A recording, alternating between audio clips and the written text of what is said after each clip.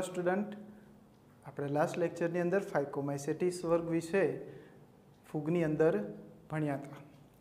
આમની સાથે સાથે હવે આજે આપણે બાકીના ત્રણ જે છે વર્ગને આપણે વિસ્તૃતપૂર્વક અભ્યાસ કરીશું. જેમ કે બીજો વર્ગ છે આસ્કોમાઇસેટિસ. તો આજે વાત કરીએ આસ્કોમાઇસેટિસ વિશે. તો આસ્કોમાઇસેટિસ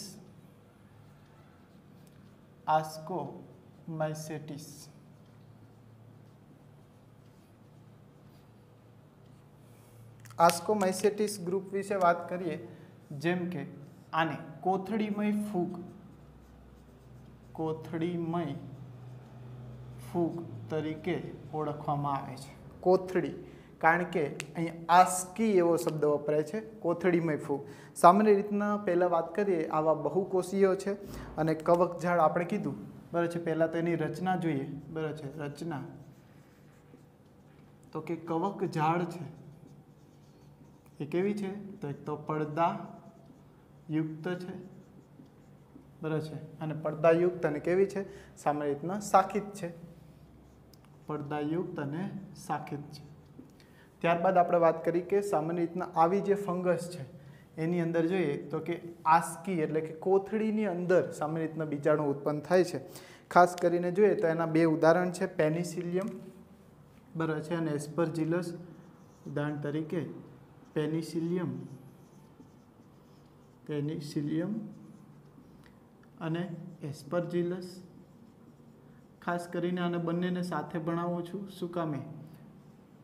બરાબર છે. પેનિસિલિયમની બંનેની રચના બરાબર છે એમાં ખાસ વૈવિધ્યતા હોય. જેમ કે પેનિસિલિયમની રચના છે એ આવી રીતના આવા પ્રાંગુલની રચના હોય છે અને એની ઉપર સામાન્ય રીતના બરાબર છે આવા બીજાણુઓ ધરાવે છે.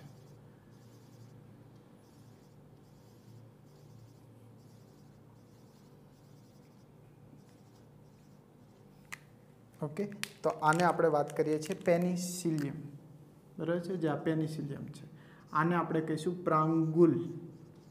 પ્રાંગુલની રચના અને એની ઉપર આ રહેલા કણી બીજાણુ.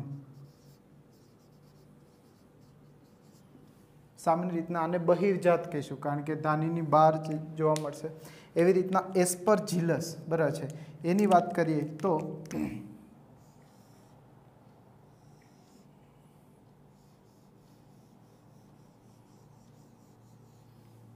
બરાબર છે. એસ્પરજીલસની અંદર પણ સામાન્ય રીતના આ જે સ્ટ્રક્ચર છે બરાબર છે એની અંદર જોઈએ તો આ જે પ્રકારના અહીંયા આ બધા પ્રાંગુલની ઉપર આવી રીતના બીજાણુઓ ગોઠવાયેલા.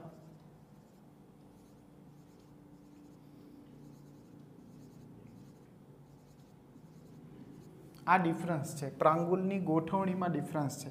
તો આને આપણે એસ્પરજીલસ તરીકે ઓળખીએ, જેમાં પ્રાંગુલ છે આવી રીતના સેન્ટર પોઈન્ટની અંદર આવી રીતના જોડાયેલા હોય, જ્યારે આ પ્રાંગુલ આવી રીતના ગોઠવાયેલા હોય. તો ખાસ આ ડિફરન્સ યાદ રાખજો બરાબર છે. આકૃતિ વાઇઝ કોઈ ક્વેશ્ચન હોય તો એની અંદર આ યાદ રાખવાના. આ પ્રાંગુલ છે એટલે મોટાભાગના વિદ્યાર્થીઓ ભૂલ કરે છે. તો આ પ્રાંગુલ અને આ એના શું છે તો કે બીજાણુ છે. તો આપણે વાત કરી એસ્પરજીલસની. તો આવી રીતના આ ઉપરાંત એક કોષીય, આવા બહુકોષીય પણ છે અને સાથે એક કોષીય રચનાઓ પણ આમની અંદર જોવા મળે છે. જેમ કે એક કોષીય તરીકે યીસ્ટ છે બરાબર છે, સેકેરોમાઇસિસ. હવે તો તમને ખ્યાલ આવી જ ગયો હશે. સામાન્ય રીતના એમની અંદર જે છે નાની નાની કેટલીક આપણે આવી રીતના કલિકાઓ પણ જોવા મળે છે બરાબર છે. આવી કલિકાઓ ફૂટે છે. એક કોષી છે બરાબર છે એટલે ઇન્ડિવિજ્યુઅલ જે આ એક કલિકા છૂટી પડી અને નવા સજીવ તરીકે વર્તે. તો કલિકા સર્જન ફૂગની અંદર જોવા મળતું હોય તો આ યીસ્ટની અંદર. તો આની વાત કરીએ આપણે. ત્યારબાદ એના જે છે બંનેમાં કાર્ય જોઈએ બરાબર છે. શું જોઈએ આપણે? એનું કાર્ય.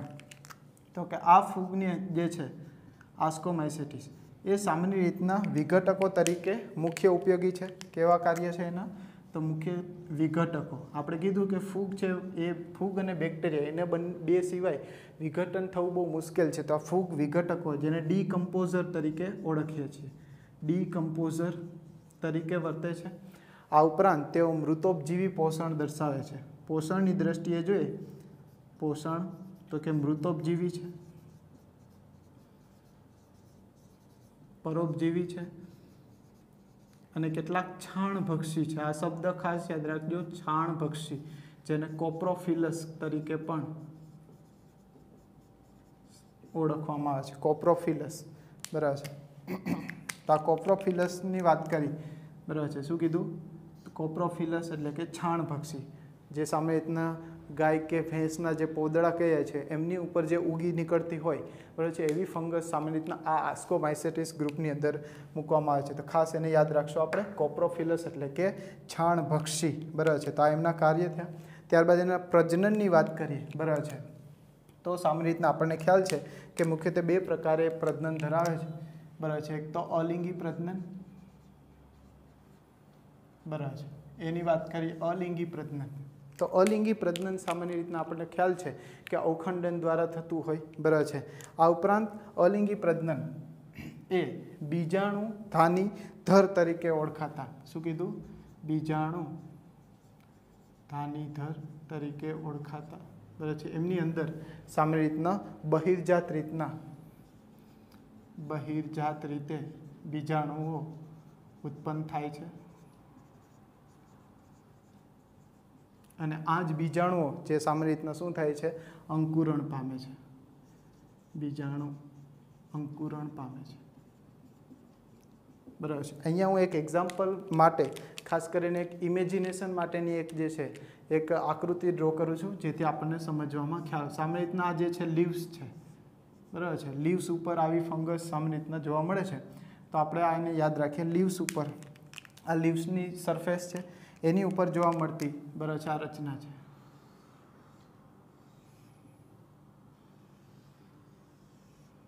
બરાબર છે। હવે આમની અંદર, બરાબર છે, કેટલીક ધાનીઓ ઉત્પન્ન થાય છે,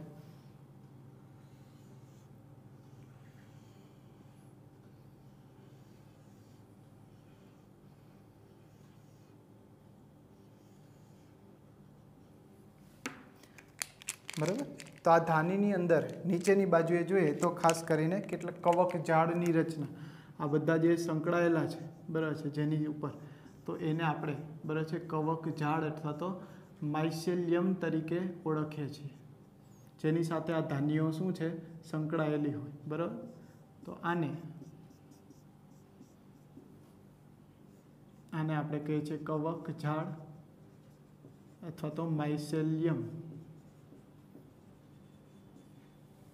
ઓકે। હવે આ જ આકૃતિમાં હું બંને ખાલી દર્શાવવા માટે, તમને સમજમાં આવે એટલા માટે અહીંયા બે ભાગ કરીને સમજાવું છું, આ ભાગ કરીને। જેમ કે યાદ રાખવા માટે જોઈએ તો કે અહીંયા આપણે વાત કરી કે અલિંગી બીજાણુ છે, તો અહીંયા આ જે પોર્શન છે અલિંગી માટે હું લઈ લઉં, અલિંગી બીજાણુ, ચલો આ જે છે એ અલિંગી માટે છે। તો આ અલિંગીમાં આપણે કીધું બહિર્જાત રીતના આવા, બરાબર છે, બીજાણુઓ ઉત્પન્ન થાય છે, એ આપણે અહીંયા એક્ઝામ્પલ લીધું। આ પણ અલિંગી જે છે પ્રકારે બીજાણુઓ જે છે કણી બીજાણુ સ્વરૂપે જોવા મળશે। સામાન્ય રીતે આને આપણે કીધું બહિર્જાત સ્વરૂપે, બરાબર છે, અને સામાન્ય રીતના આ જે છે એને આપણે શું કીધું? બીજાણુ ધાની ની ઉપર સામાન્ય રીતના બહારની બાજુએ આ જોવા મળે છે। આ ઉપરાંત બીજાણુ ધાની ધર એટલે બીજાણુ ધાનીને પણ ધરનાર, ખાસ આ શબ્દો બધા કોમન છે એટલે ખાસ યાદ રાખજો, બરાબર છે। બીજાણુ ધાની ધર એટલે કે આ બીજાણુ ધાની છે એને પણ ધારણ કરનાર, એટલે કે આ, તો બીજાણુ ધાની ધર, બરાબર છે, બીજાણુ ધાની એટલે કે બીજાણુ ધાનીને પણ ધારણ કરનાર। જેમ કે આ પર્પલ તમે લેશો તો એને આપણે શું કહીશું? બીજાણુ ધાની ધર તરીકે ઓળખીએ છીએ। તો આ જે છે આ મુખ્ય રચના છે, એમની અંદર જે છે આ રચના બીજાણુ ધાની। હવે આપણે કીધું કે જ્યારે લિંગી પ્રજનનની વાત કરીએ, બરાબર છે, લિંગી પ્રજનન, તો લિંગી પ્રજનનની અંદર સામાન્ય રીતના કેવા છે તો કે અંતર્જાત બીજાણુ ઉત્પન્ન થાય છે, અને એ પણ ધાનીની અંદર। જેમ કે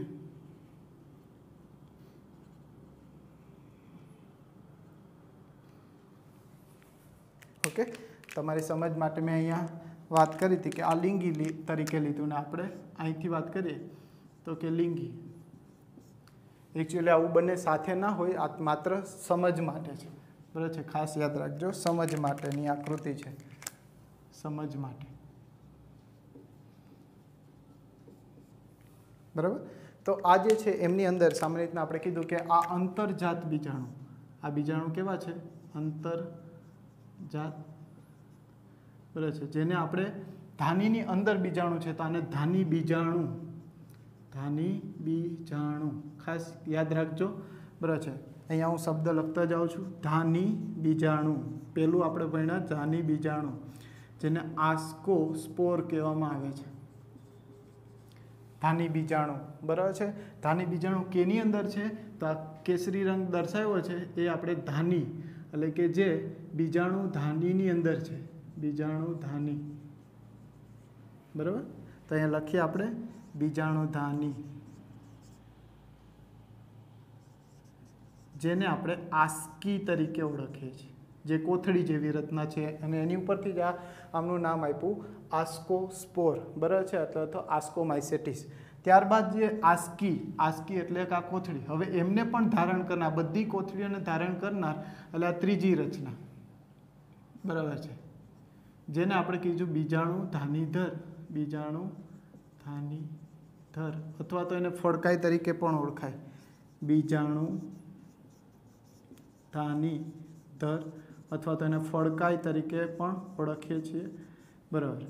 જેને આપણે આસ્કોકાર્પ ઇંગ્લિશમાં કહેવામાં આવે છે, આસ્કોકાર્પ, અથવા તો ફડકાઈને ઇંગ્લિશમાં કહેવાય ફ્રુક્ટિંગ બોડી, ફ્રુક્ટિંગ બોડી. રેડી? તો ખાસ આપણે સમજ માટે આ યાદ રાખીશું, બરાબર. ધાની બીજાણુ કેમાં જોવા મળશે? તો ખાસ યાદ રાખો, ધાની બીજાણુ કેમાં હશે? બીજાણુ ધાનીની અંદર. એ બીજાણુ ધાની, જો ધાની બીજાણુ એટલે ધાનીની અંદર બીજાણુ છે, એટલે ધાની બીજાણુ આસ્કોસ્પોર. એ બીજાણુ શેમાં છે? તો ધાનીની અંદર છે, એટલે બીજાણુ ધાની, એટલે એને આસ્કી કીધું. એ બીજાણુ ધાની પણ કેમાં છે? તો બીજાણુ ધાનીધર, એટલે કે આસ્કોકાર્પની અંદર છે. તો આવું એક સ્ટ્રક્ચર, બરાબર છે, ફૂગની અંદર જોવા મળે છે. તો આપણે ખાસ સેન્ટેન્સ કેટલાક જે છે એ આ પ્રમાણે સમજવાના છે કે બીજાણુ ધાનીની અંદર ધાની બીજાણુ સ્વરૂપે, બરાબર છે, બીજાણુ ઉત્પન્ન થાય છે અને કેવા છે? અંતરજાત છે. ક્યારે? તો કે લિંગી પ્રજનનમાં. જ્યારે બહિર્જાત છે એ અલિંગી પ્રજનનની અંદર. આ ઉપરાંત જે છે બીજાણુ ધાની ધરમાં, બરાબર છે, કેટલીક બીજાણુ ધાનીઓ છે એ બીજાણુ ધાની ધર એટલે કે ફ્રુક્ટિંગ બોડી, ફડકાઈની અંદર ગોઠવાયેલી છે. તો આ ખાસ આ રચના આપણે સમજવાનો પ્રયત્ન કરશું. તો કે કેટલીક કોથળી જેવી રચના તરીકે બીજાણુ ધાની, એમાં અંતર્જાત રીતના બીજાણુ ઉત્પન્ન થાય છે. તો એ બીજાણુ એટલે કે આસ્કોસ્પોર, અને એ બીજાણુ ધરાવતી ધાની એ વિશિષ્ટ ફડકાઈની અંદર ગોઠવાય છે. તે ફડકાઈને આપણે કીધું ફ્રુક્ટિંગ બોડી, આસ્કોકાર્પ. તો આ શબ્દ ત્રણેય સમજાયા, બરાબર છે. ત્યારબાદ એના કેટલાક ઉદાહરણો વિશે આપણે વાત કરીએ. જેમ કે ઉદાહરણ લઈએ. ઓકે, પહેલું ઉદાહરણ છે એસ્પરજીલસ,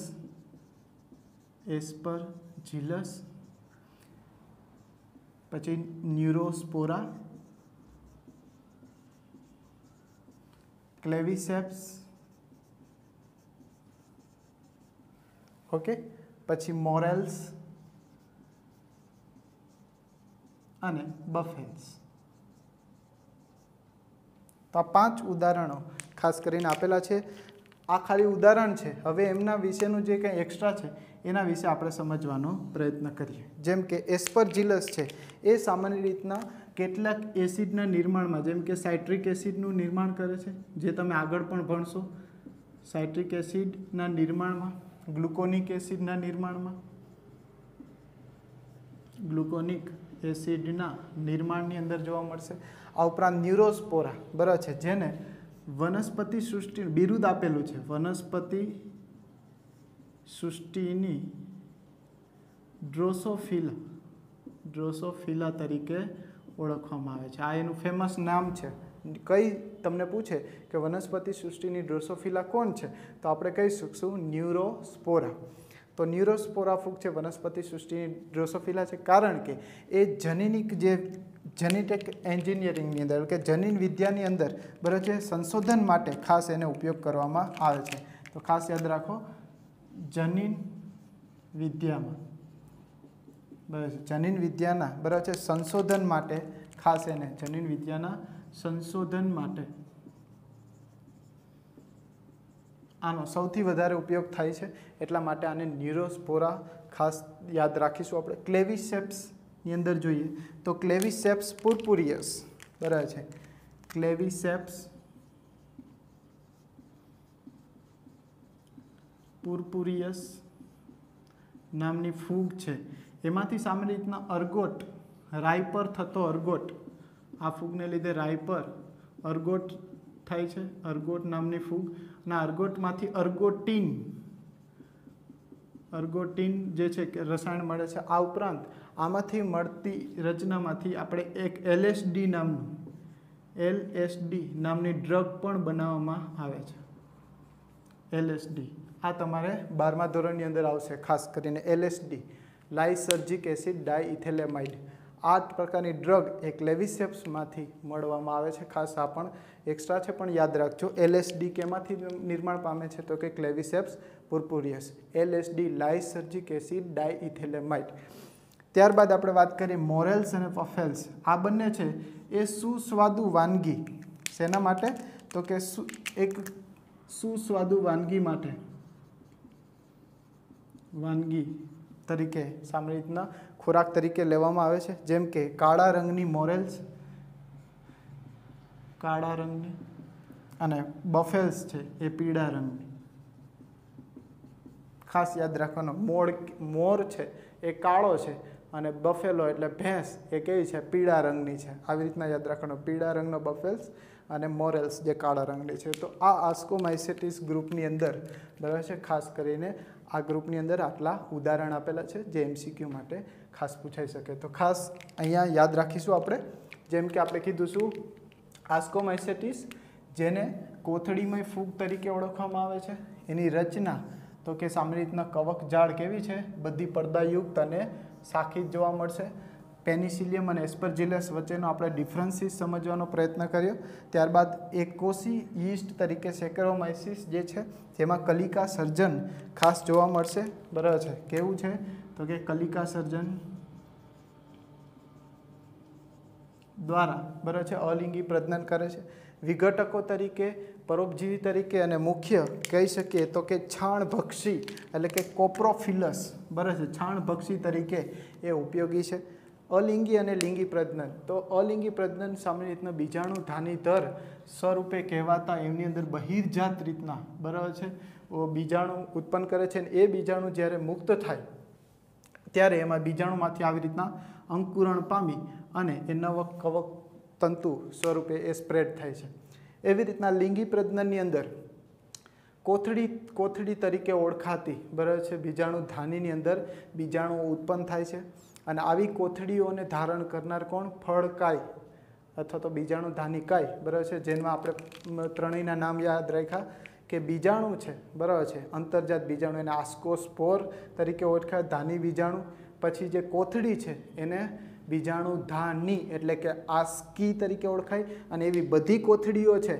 એક રચનાની અંદર છે બરાબર છે જેને આપણે કીધું બીજાણુ ધાની ધર એટલે કે ફળકાઈનું નિર્માણ કહેવામાં આવે છે અને આ સામાન્ય રીતના એની નીચે કવકજાળ આવી વનસ્પતિઓ ઉપર પર્ણોમાં એમાં જોવા મળે છે કેટલાક ઉદાહરણ લીધા આપણે એસ્પરજિલસ ન્યુરોસ્પોરા ક્લેવિસેપ્સ મોરેલ્સ અને બફેલ્સ બરાબર છે ખાસ કરીને એસ્પરજિલસ એ સાઇટ્રિક એસિડ ગ્લુકોનિક એસિડ જેવા ઔદ્યોગિક ઉત્પાદનો માટે જવાબદાર છે ન્યુરોસ્પોરા જેને વનસ્પતિ સૃષ્ટિની ડ્રોસોફિલા તરીકે ઓળખવામાં આવે છે જે જનીન વિદ્યાના સંશોધન માટે ખૂબ જ ઉપયોગી છે ક્લેવિસેપ્સ બરાબર છે ક્લેવિસેપ્સ પુર્પુરિયસ રાઈપના પર્ણો પર થતી અર્ગોટ નામની ફ્રૂગ છે એમાંથી અર્ગોટીન નામનું રસાયણ મળે છે આ ઉપરાંત એલએસડી ડ્રગ પણ આમાંથી ક્લેવિસેપ્સમાંથી બનાવવામાં આવે છે મોરેલ્સ અને બફેલ્સ સુસ્વાદુ વાનગી તરીકે સામાન્ય રીતના મોરેલ્સ કાળા રંગની છે અને પીળા રંગની બફેલ્સ છે તો આ રીતના આપણે આસ્કોમાઇસેટિસ વર્ગ વિશે વિસ્તૃત ચર્ચા કરી હવે નેક્સ્ટ લેક્ચરની અંદર સામાન્ય રીતના આપણે બે વર્ગ છે જે બેસિડિયોમાઇસેટિસ અને બીજો છે ડ્યુટેરોમાઇસેટિસ એના વિશે આપણે વિસ્તૃત ચર્ચા કરીશું થેન્ક યુ સો મચ